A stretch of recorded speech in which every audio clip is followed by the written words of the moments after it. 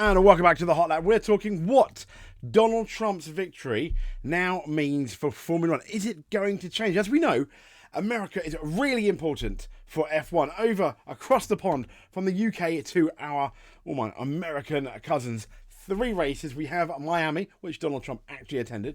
We have COTA, the Circuit of the Americas in Texas, my favourite American circuit. And we have Las Vegas, which has had 1 race. Interesting, there was controversy there. Hopefully not as much this year. But ultimately, what does Trump mean for F1? Let's get into it.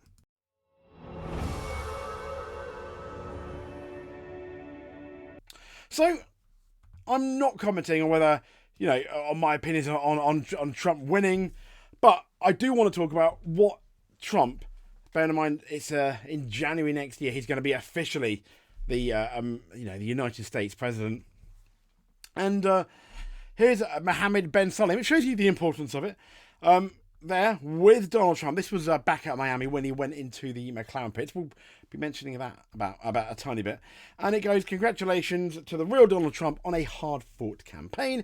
The US has always been a pioneer in the automotive industry and continues to be a key area of growth for motorsport. I look forward to seeing the president's initiatives in these spaces and working alongside them to deliver a strong future and global motorsport and mobility. Okay, I'm not sure. Global motorsport and mobility. That's okay.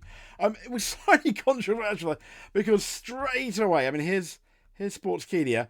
Why kiss up to the upcoming dictator-in-chief? Okay, we know where this one's going.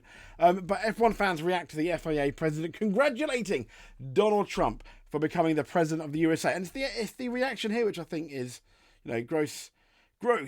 Why kiss up to the incoming? Okay. So Donald Trump's re-election as the president of the United States, as we know. Mohammed bin Salem posted that photo on Instagram. That's that photo there, and it's got a few people rolled up. Someone's put obviously KR900, no idea who you are, but it's, another fan wrote, if drivers aren't, this is what I did want to talk about in relation to that post, which I thought was interesting. If drivers aren't allowed to talk politics, but it's really just about human rights, why the bleep can they happily post about supporting Trump? Now, this is not about Donald Trump, good or bad. This is about Mohammed bin Salem suggesting that drivers don't want to talk politics, and him obviously posting this on Instagram. Is it a good thing? I don't know. If I'm honest, it is his personal Instagram, but he does represent a global organisation. So I'd like to know if the drivers posted something like that, would they be allowed? They're not really at the Grand Prix weekends. I understand you want to keep politics out of sport most of the time. So, yeah. And, while we're here, let's talk about Donald Trump. Donald Trump going into Miami for the Miami F1 Grand Prix. We had Crofty's line. Some people liked it, some people didn't. That Lando Trump's Verstappen, I think it was, and that upset people. That upset a few people. What was Donald Trump doing there? Well, he just may like Formula One. It'd be the first I've heard of it. What was Donald Trump doing there? He was in the McLaren pits. McLaren did not invite him, but he was invited by Formula One, F1, and he wanted a tour of the McLaren pits.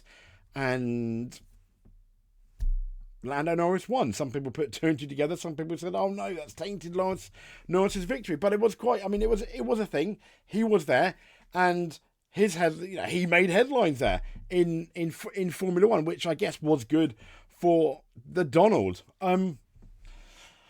But was it good for Formula One? I don't know. In what was going to clearly be, all the way back in April, a presidential race initially between Donald Trump and Biden, was it a good idea to have Donald Trump there? I don't know. Advertise the fact. Now, the issue is, even if Donald Trump was there on a non-political agenda, the issue is him and obviously Biden at the time are so famous around the world that it was going to be a big thing, even if he did or did not want it. It definitely brought F1 headlines to the masses, and as we know, Formula One is trying to make I think it has made it big in America with things like Drive to Survive. And here's an interesting article from planetf1.com. The day before the election, a couple of days before the election, on the 4th of November, how the 24 election could influence motorsport in America, and obviously Formula One being the biggest, the biggest, the most watched motorsport in the world. Here he is at a NASCAR event. So it goes, Tuesday the 5th represents another pivotal moment in politics, talking about the election. So how the 2024 election could influence a motorsport in America, and it's got Donald Trump, a return to previous policies. And it should go without saying that neither presidential nominee has directly addressed the future of motorsport. It's not really a thing in a campaign, is it?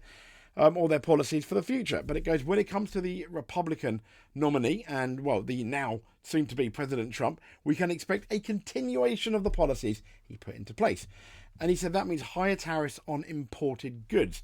And they put, which may, and once again, this may result in increased cost of production for everything from grandstand seats to components necessary to build race cars. If that's the case, it's quite lucky because not many Formula One teams are actually based in America.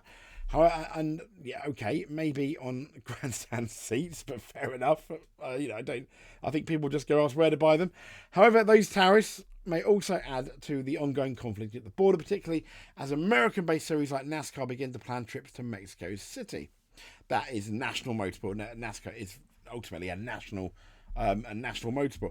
With a little consumer interest in the electrical transition, battery electric vehicle mandates are expected to be rolled back by both nominees. But Trump is particularly opposed to a mandatory EV transition for automakers in the States. Now, this is the one thing that can and probably will, if this is the case, make quite a big difference. As we know, Formula One is hybrid, and as we know from other motorsport, Rally is thinking of dropping hybrid. BTCC has dropped hybrid. Yes, they're not fully electric vehicles, but it is hybrid. And I'm wondering whether, bear in mind, the American car industry is one of the leading, if not the leading car industry in the world. It definitely was at one point. And if it isn't, it's definitely in the top 2 or 3. I'm pretty sure it's still number 1. And with the consumer interest, if the consumers in America, with Trump's potential policies coming in, they don't favour EV vehicles.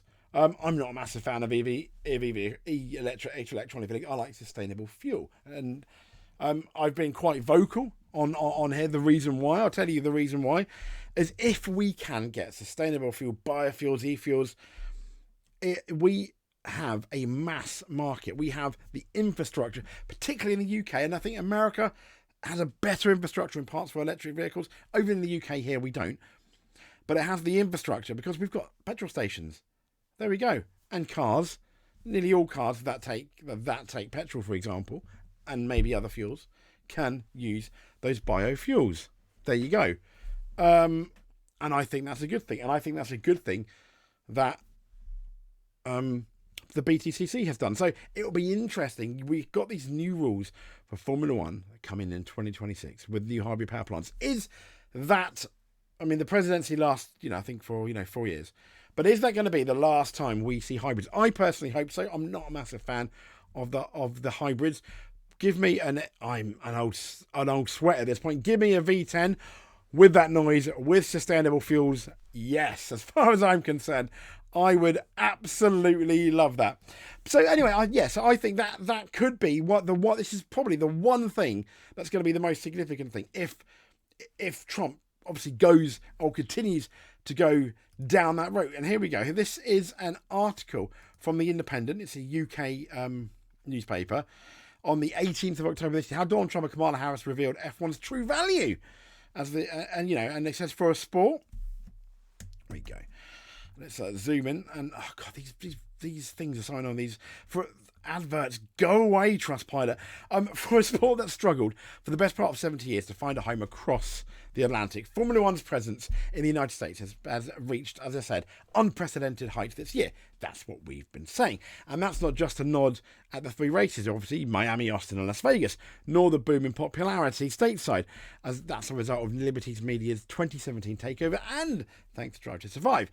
And it says, rather, it has been ahead of the highly charged US presidential election, which has now happened. The two nominees to appear and promote and present themselves in a unique and increasingly attractive way.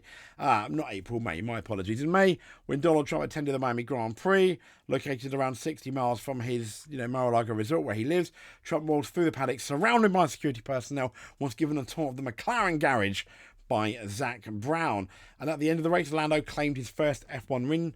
Trump congratulated the McLaren in person, stating, well, he would, wouldn't he? Was Norris's lucky charm. Yes, humble as always, but I thought obviously he's talking in jest. I think it's quite fun. But the 24-year-old Brit added, Donald is someone you have to respect for in many ways. And I guess it was an honour for him to come up to me and to take time out of his life to acknowledge what I've done. It was a cool moment. And I think the former president of America, he didn't have to do that. He went there, he congratulated Lando Norris. Yes, there are going to be photo opportunities to do so, especially because it was Lando's first race. If he's a fan of Trump, he's going to have that in his memory forever. If not, it may be something awkward. But he did say nice things about Donald Trump there. But it said the whole episode was a tricky one to navigate for the sport and the team in question. McLaren, given the unintended connotations, released a statement saying they are a non-political organisation, and they added that they respect the office of President of the United States. Trump's team had asked for a McLaren tour, not the other way around. Brown acquiesced, giving the Republican nominee his first taste of Formula One. And as we have here, is it loading the ads? It is loading the ad. Pandora, anyone? Do we like Pandora? I don't know. Do we like Pandora? It looks nice. Free ad for Pandora here while it plays. But, I mean, Donald Trump, some people thought it was awesome that he came to the Miami Grand Prix. And here he is. Donald Trump salutes during the US, and I mean, there he is. And as we all know, he ended up congratulating Lando Norris on his first win. He ended up Lando Norris was very polite about Donald Trump. It was a big thing, and it was big news for Formula One. Donald Trump coming to Formula One. It gave headlines to F1. And for that reason, they put F1 in the limelight, and they put F1 in front of a lot of people that maybe didn't know what it was, or maybe, oh my gosh, Donald Trump's here. It's a bigger deal than it is. So, as well as the positives, the negatives about it could have been like, oh, for F1, are they going political, allowing, obviously, in an election year, the former president who is going, is trying to be president. Yeah, sticky wicket, maybe. But anyway, it said, it wouldn't be the last time F1 and the White House coalesced. Not to be outdone, the last Democratic nominee, Kamala Harris, revealed her love of the sport. The vice president quickly hit back when the host claimed it was a campaign thing, while also exhibiting her knowledge of her favourite driver. And she said to Howard Stone, F1, it's so good. We love it. Our whole family does.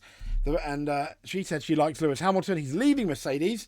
You should see it. You might get hooked. It's good stuff. I mean, if Kamala Harris likes Formula One, I think that's absolutely brilliant. That's fantastic. She sits down with her family and watched it. It's amazing. I think, here we go. This is where she names her driver. It's going to be loading another ad again. Pandora. But yeah, so they both talked about Formula One, which I think is the first time in a presidential election year that F1 and the presidential election haven't been together. Which, to be fair, I think is, let's be honest, why do you like Formula Here One? we go. These guys driving around the cars over and over again in a circle. It's so good. You really love that. We love it. Our whole family does. It's not a campaign and thing. No, God, no, Wow. no. Well, I haven't been able to watch it a lot recently because I am campaigning. Because also depending on where they're driving, the time of day. I mean, they drive on a Who is your favorite driver? Lewis Hamilton, of course. Hey, I don't even know who Lewis that Hamilton is. fans rejoice. He's leaving Mercedes. You don't know? You don't watch Formula One? No. I mean, it's good that she knows he's leaving Ferrari. Once you start, I think you should see it. You might get hooked. You might get hooked. I mean, I think that's pretty hardcore of her. So, for a start, it unequivocally speaks to the good health and allure of F1 in the US, which we've been saying. Central to political campaigning has always seen, in popular culture, namely arts and sports. You need only see the furor surrounding Taylor Swift's endorsement of Harris last month. So elections are in many ways the ultimate popularity contest, it says, and associations with famous figures, whether it be singers or sports stars, often pursued by campaign teams. Trump's appearance in Miami came at a time when he was under intense scrutiny, and that was amid his hush money trial in New York, but never one to shy away from the spotlight. He was cheered by fans in the grandstand at a traditional swing state, which the 70-year-old, I think he won this last election as well. And Harris, in an election where gender plays an obvious role with the United States, will vote one way, potentially electing, obviously, the first female president. Perhaps use this moment a week before the US Grand Prix in Austin to appeal to a voting demographic. Now, F1 boss Stefano Domenicali stated that 40% of F1 fans are now women, which is quite interesting. And that largely reflects the increase in popularity of the sport stateside with what appears to be a younger and more diverse audience. It's the test is for this younger and more diverse audience, which is absolutely fantastic. And the women and any new young audience in general is whether they're going to stay the full course. And that this year has been absolutely amazing. But say, for example, we had 2 more years of 2023, it could be an interesting thing. Maybe only the hardcores will survive, and any young hardcores that have come along as well. As for the impact this weekend, with F1 returning following a 4-week break, with Norris in the battle for the title with Max, it'll be intriguing to see whether politics plays its part in the press room. Yes, there's politics in Formula One. Don't think US politics. Politics in the US has always had the potential, to enter the F1 sphere, whether it's Lewis Hamilton condemning the Supreme Court's decision to overturn Roe v. Wade 2 years ago, or Sky pundit Danica Patrick chairing a town hall with Trump's running mate J.D. Vance in North Carolina. This was last week, so this would have been October. Rumblings of Election Day will echo in the background. In the Circuit of the Americas, a venue where F1 attendance is 440,000. That was in 2022. For Trump and Harris, the sport has been used as a valuable, yes, brief, yes, medium to promote themselves as they target the White House. However, for executives at F1 management, and that includes obviously Liberty owners, it will only exacerbate their belief that the sport has never been more popular. Yeah, I think that's a fair indicator there. The sport has never been more popular. Whether you agree or disagree with Trump going to Miami, or Kamala's love of Lewis Hamilton, I do think with Trump there, it could be potentially quite significant. With the most significant thing is what I've already stated in relation to the EV, in relation to those electric vehicles. And it was also significant that Mohammed Ben Sulayem ended up tweeting it, saying congratulations, although some people argued he's a hypocrite. I guess. Comment below, let us know. If you want to subscribe, but you don't want to miss any more motorsport, please hit that subscribe button, hit that notification button, so you do not miss a video. Give us a like. Comment below. Let us know what you think. If you do one of them, you are a world champion in our eyes. If you do 2 of them, you are a multiple world champion in our eyes. Thank you very much. If you made it to the end, you're amazing. You are the best. And we'll speak to you soon. Stay safe. Until the next race, or tomorrow when you want to see us again. But stay safe.